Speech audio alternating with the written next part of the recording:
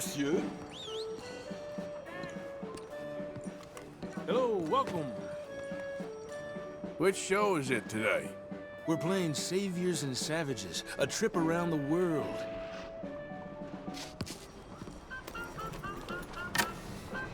I need a ticket, please. You'll find the show in either of the doors beside me.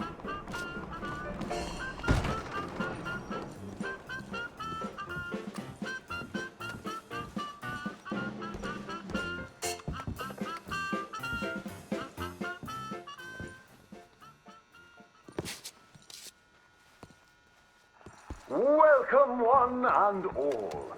I'm going to take you on a journey around the world to parts unseen by most men. Why, I have traversed the great lands and oceans of the globe and bring you sights and scenes from places far away. Yes, a great deal of the world is populated by unwashed savages that don't have the decency to cover their reproductive organs. First, to jolly old England. You may wonder why, when you meet a British person, they have tiny red eyes, big ears, and long noses. We can now reveal the truth.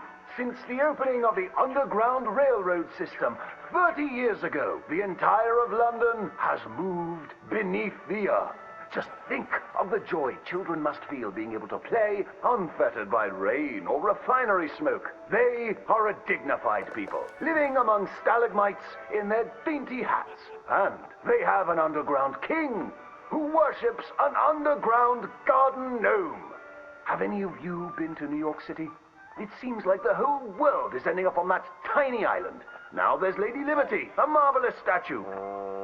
To welcome all the Irish people moving to our great country after all those potato problems. They are welcomed by tourists who toss potatoes out of the head of that lady.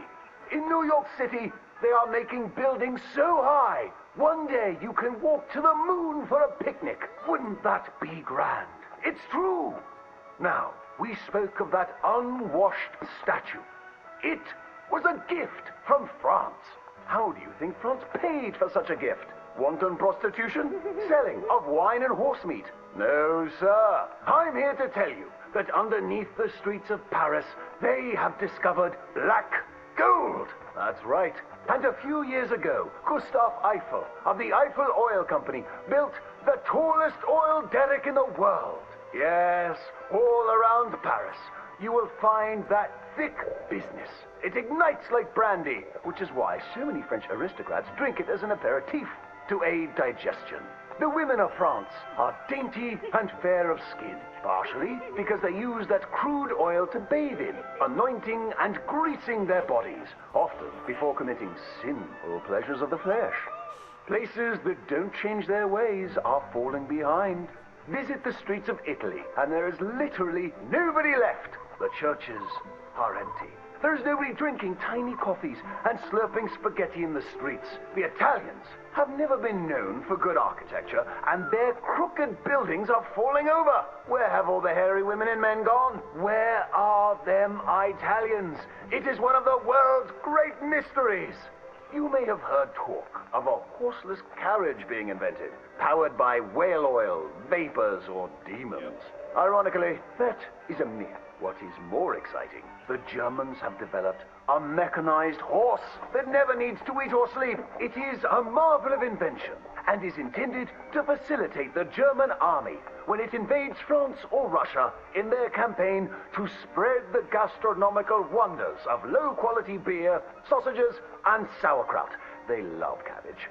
But other than America, where we have plenty of room, it is so crowded in Europe that they are racing to set up a new country at the North Pole where they can dine on the delicacy of frozen fish, penguins, and polar bears. Imagine a place that never gets hot.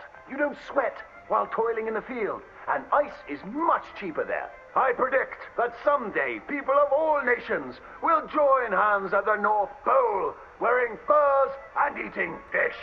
My next adventure will be to visit Egypt, where I hear they live in giant triangles and talk in a Chinese-like language of birds and eyes and squiggly lines. And they worship cats, which is a bit worrisome and unsavory. Thank you, ladies and gentlemen, for joining me on these fantastic journeys.